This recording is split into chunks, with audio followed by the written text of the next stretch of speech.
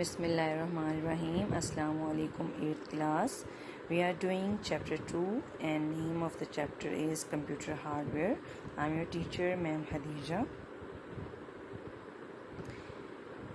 In our last lesson, we started storage devices, which is part of or component of computer hardware, and in our last lecture we discussed definition of computer memory, and we also looked upon diagram of memory hierarchy, and we discussed different types of computer memory, that is primary memory and its type, and secondary memory. We also discussed definition of secondary memory, that secondary memory is permanent memory which is used to store huge amount of data on the permanent basis, and there are variety of secondary memory which is part of computer, और कुछ जो है वो computer के अंदर fix होती है secondary memory, और कुछ हम एक्सटर्नली कंप्यूटर के साथ अटैच कर सकते हैं। और इसके अलावा हमने ये भी देखा कि ब्लॉक डायग्राम में कि सेकेंडरी मेमोरी जो है वो प्राइमरी मेमोरी और सीपीयू के साथ जो है वो इंटरकनेक्टेड होती है, ठीक है, बट ये मदरबोर्ड का पार्ट नहीं होती है। इसके अलावा हमने जो है वो डिफरेंसेस भी डिस्कस किए between primary and secondary memory. I hope you get the overall concept of secondary memory or the presence of secondary memory in the computer. Today we'll discuss one of the most important secondary memory, which is compulsory part of computer system, of every computer system, and it is hard disk, okay, and you must be familiar with this name, and you all know that it is fixed inside system unit, but it is not directly attached on the motherboard like RAM और processor की तरह जो है motherboard के ऊपर नहीं होती, बल्कि एक केबल के ज़रिए से जो है इसको मदरबोर्ड के साथ अटैच किया जाता है। बाकी इसकी डिटेल्स जो है वो आप नेक्स्ट क्लासेस के अंदर पढ़ोगे। हार्ड डिस्क जो कि परमानेंट memory भी है, and it is used to store large amount of data which we want to store for longer use or for future use, और ये उसको स्टोर और होल्ड करके रखती है, और वो डेटा उसके अंदर उस वक्त तक रहता है जब तक यहाँ तो किसी वायरस की वजह से वो डेटा करप्ट ना हो जाए, और यहाँ जो है हम खुद उसको जो है वो डिलीट ना करें, हम उसको अनकॉन्शियसली डिलीट करें, या हम उसको जानबूझ के खुद हम चाहते हैं कि हम स्पेस खाली करना चाहते हैं, तब वो डेटा वहाँ से डिलीट होता है। अदरवाइज़ हार्ड डिस्क जो है वो डेटा को परमानेंट स्टोर करके रखती है, and it provides huge storage space. Like जो आजकल की जो हार्ड डिस्क हैं वो मिनिमम 500 GB या 1 TB की होती हैं, एंड डिपेंडिंग ऑन रिक्वायरमेंट हम एक से ज़्यादा हम जो इनकी कैपेसिटी ज़्यादा कैपेसिटी वाली जो हार्ड डिस्क है हम वो भी जो है वो कंप्यूटर के अंदर अटैच कर सकते हैं। जो रैम का जो साइज़ है वो इससे बहुत कम होता है, वो 1 GB की होती है, या फिर जो है वो 1 GB से कम की होती है, या 2 GB की हो सकती है, 4 GB की हो सकती है, या 8 GB की हो सकती है, ठीक है, डिपेंडिंग ऑन रिक्वायरमेंट। लेकिन हार्ड डिस्क कितने की 500 GB की और इवन 1 टेराबाइट की, यानी तकरीबन 500 प्लस 1000 GB की भी हम जो है वो हार्ड डिस्क कंप्यूटर के अंदर लगा सकते हैं, ठीक है। और जो बाकी जितनी भी सेकेंडरी मेमोरीज़ हैं वो कंपलसरी नहीं है, but hard disk is compulsory part of the computer system. This is how hard disk is fixed inside system unit, और ये मदरबोर्ड है, ठीक है, आपको जो ये ग्रीन वाला नज़र आ रहा है this is motherboard, and through cable, ये इसको जो है वो साटा केबल कहते हैं, और इस केबल के ज़रिए से ये हार्ड डिस्क जो है इस मदरबोर्ड के साथ कनेक्टेड है, ठीक है। और डेटा जो भी हम इनपुट डिवाइस के ज़रिए से देते हैं वो पहले मदर मदरबोर्ड के ऊपर आता है और यहाँ से जो है इस केबल के ज़रिए से डेटा जो है वो इस हार्ड डिस्क के ऊपर स्टोर होता है। ये इसका दूसरा व्यू है। ये वो जगह है जहाँ पे जो है वो मदरबोर्ड के साथ इसको अटैच किया जाता है। This is a view of motherboard. ये कंप्लीट मदरबोर्ड है, ठीक है, ये वाला। और ये जो है वो वायर के ज़रिए से दूसरी जो इसकी वायर आपको नज़र आ रही है इसकी पावर केबल है, ठीक है, लेकिन यहाँ पे ये होती है और हम केबल के ज़रिए से इसको जो है वो इस मदरबोर्ड के साथ अटैच किया गया होता है ताकि डेटा जो है वो हार्ड डिस्क से मदरबोर्ड पे आ सके और मदरबोर्ड से हार्ड डिस्क पे ट्रांसफ़र हो सके। This is back side view of the hard disk. ये उसकी केसिंग के अंदर है। इसी केसिंग की वजह से ये डस्ट से और बाकी डैमेज से प्रोटेक्ट रहती है और इसकी ये सर्किटरी है जो एक्चुअली इसको ऑपरेशन एबल बनाती है। And this picture is of portable hard disk. Portable hard disk ऐसी हार्ड डिस्क होती है जो हम कहीं भी कैरी कर सकते हैं और हम उसको USB पोर्ट के साथ कंप्यूटर के साथ अटैच करके उसके अंदर डेटा जो स्टोर कर सकते हैं, ठीक है। और ये छोटे साइज़ की होती है, इसका साइज़ छोटा होता है पर इसकी भी स्टोरेज कैपेसिटी जो है वो बहुत ज़्यादा होती है, right. And this is internal structure of the hard disk and here you can see different components of hard disk. The main component of the hard disk are the platters. These are platters. ये metal की बनी होती हैं, ठीक है। depending on the capacity ये एक भी हो सकती है, 2 भी हो सकती हैं और 4 भी हो सकती हैं, ठीक है। जिन कंप्यूटर की स्टोरेज कैपेसिटी ज़्यादा होती है उनके अंदर ये प्लेट्स ज़्यादा होती हैं और ये जो प्लेट्स हैं ये दोनों तरफ से सेम होती हैं, ठीक है, और इनके दोनों तरफ जो है वो डेटा स्टोर हो सकता है। ऑन द अदर हैंड अगर आप CDs का अगर आपको आइडिया हो तो CD की एक ही तरफ डेटा जो है स्टोर होता है, जबकि ये जो हार्ड डिस्क की जो प्लेट्स होती हैं, ठीक है, ये मेटल प्लेट्स होती हैं, ठीक है, और इनके ऊपर मैग्नेटिक कोटिंग हुई भी होती है और इनके दोनों साइड के ऊपर डेटा स्टोर होता है, ठीक है। ये बीच में स्पिंडल होता है जो एक्चुअली इसको मूव करता है इस डिस्क को क्लॉकवाइज, राइट। एंड ये जो this is read write head कहलाते हैं, ठीक है। और इनका ये जो है वो इसके सरफेस के साथ टच कर रहे होते हैं और ये एक्चुअली डेटा रीड करके जो है वो प्रोसेसर को सेंड करते हैं और जब प्रोसेसर इंस्ट्रक्शन देता है डेटा राइट करने के लिए तो यही रीड राइट हेड जो है वो डेटा इस मेटल प्लेट के ऊपर राइट करते हैं। That's why they are called read write head, ठीक है। और ये रीड राइट हेड का पीछे की सर्किटरी है, ठीक है। ये इक्वेटर है जो कि इसको जो है वो back and fourth read write head को मूव करता है। ये इसका रीड राइट हेड का ये आर्म है, ठीक है।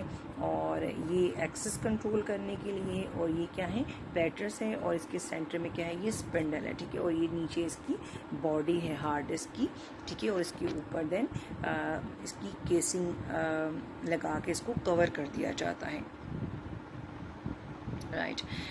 This is another view of disk platters, and next we are going to discuss components of hard disk, and which is part of your syllabus. The first major component of the hard disk, as I told you, are platters, ठीक है।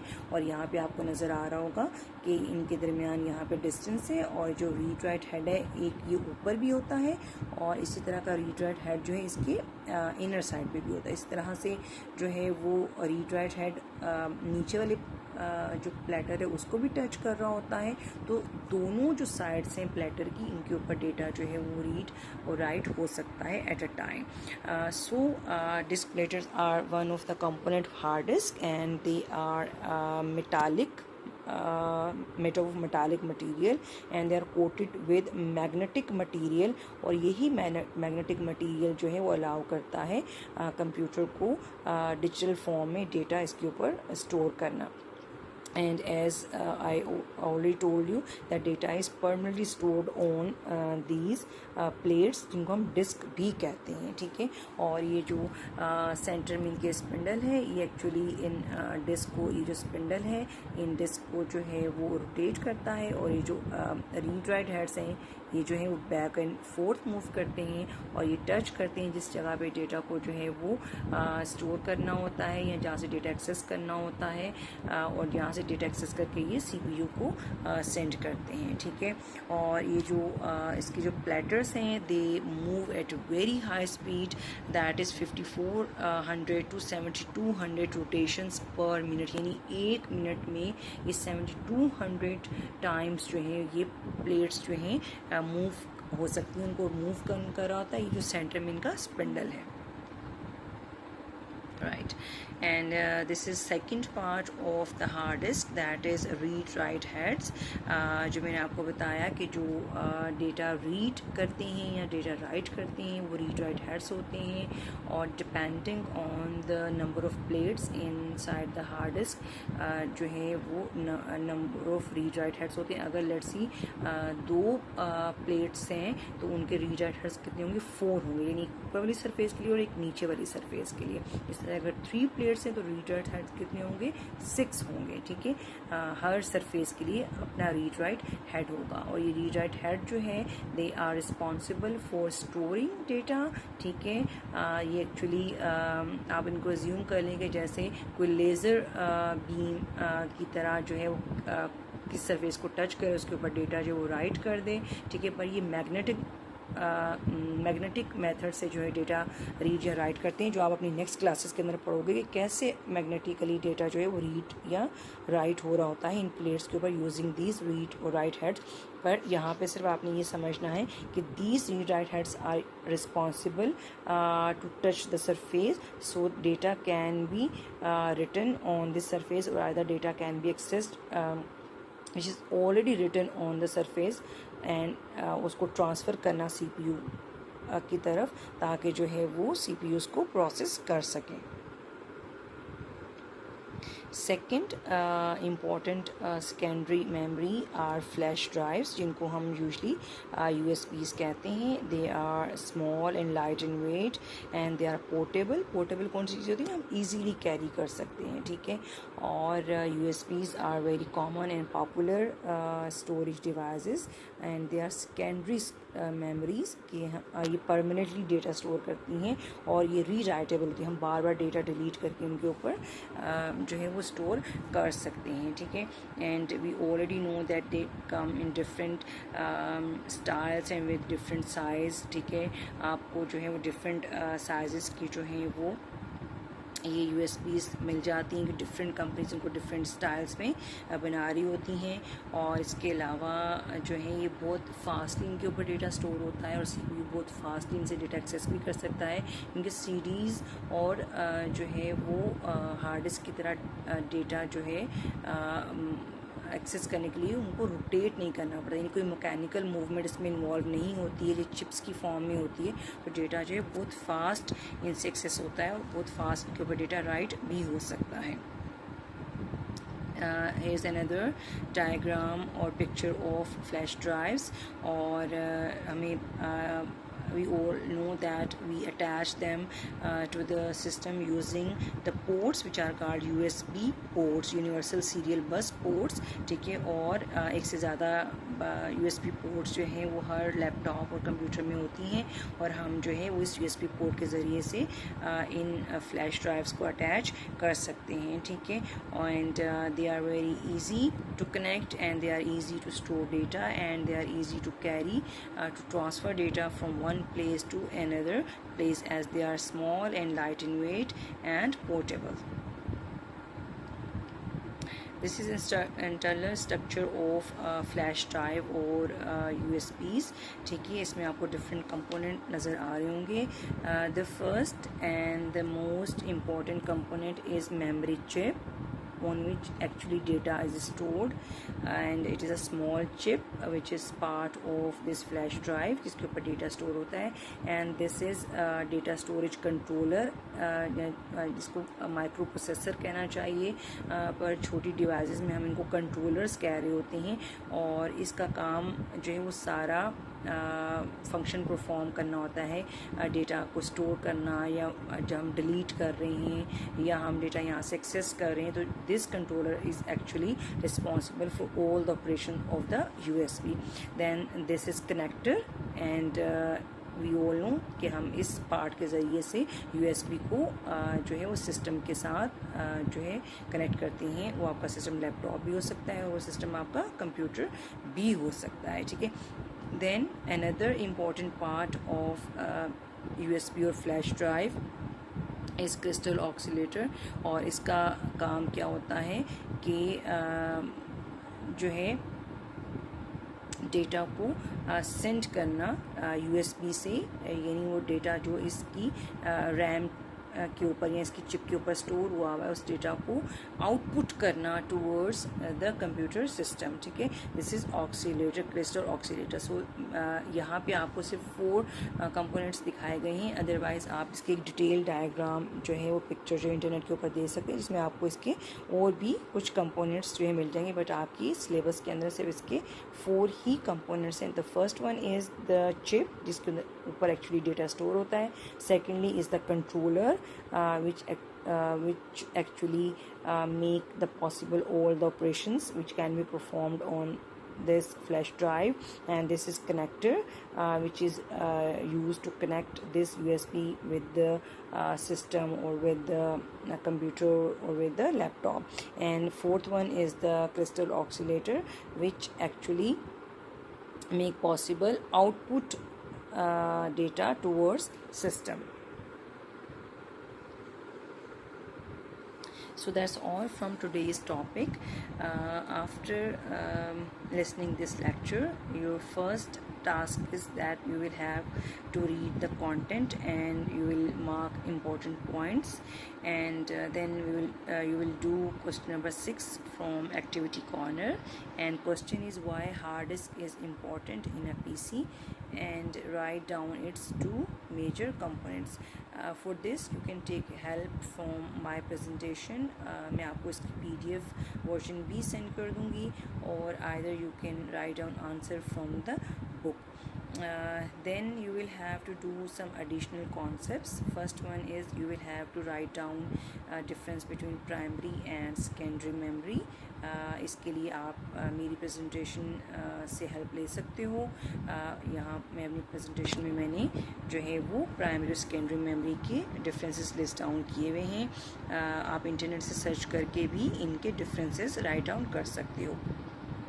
Your second additional concept that you will attempt on your notebook is that you will have to draw the block diagram of the memories and the CPU, जिसको आपकी book के अंदर flow of information between memories and CPU के नाम से show किया गया है। मैं आपको एक दफ़ा दिखा भी देती हूँ ये डायग्राम है कौन सी।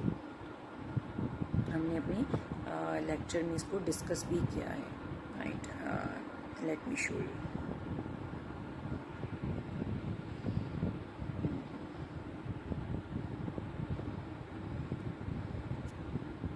This diagram,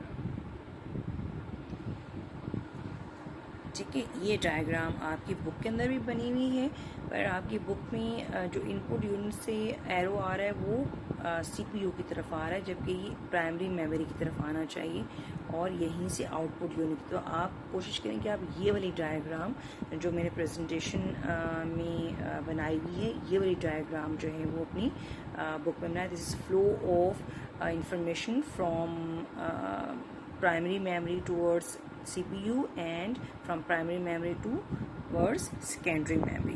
So you will draw this diagram on your notebook after you doing your question number 6.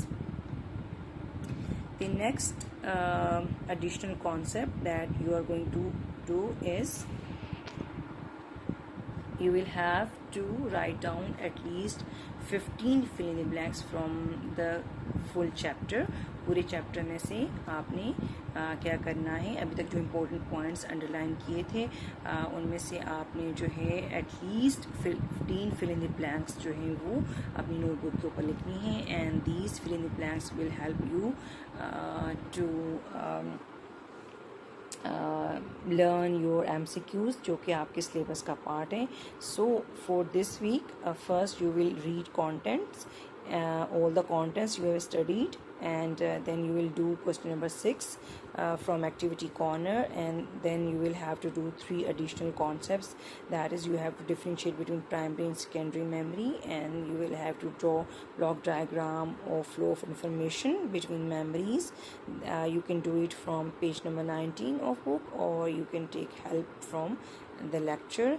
And the last additional concept that you will do on your notebook is that you have to attempt 15 fill in the blanks from full chapter, and you will do it from your important points that you have already marked on your book. Thank you so much. अगर आपको कोई चीज़ समझ आई हो तो you can ask me.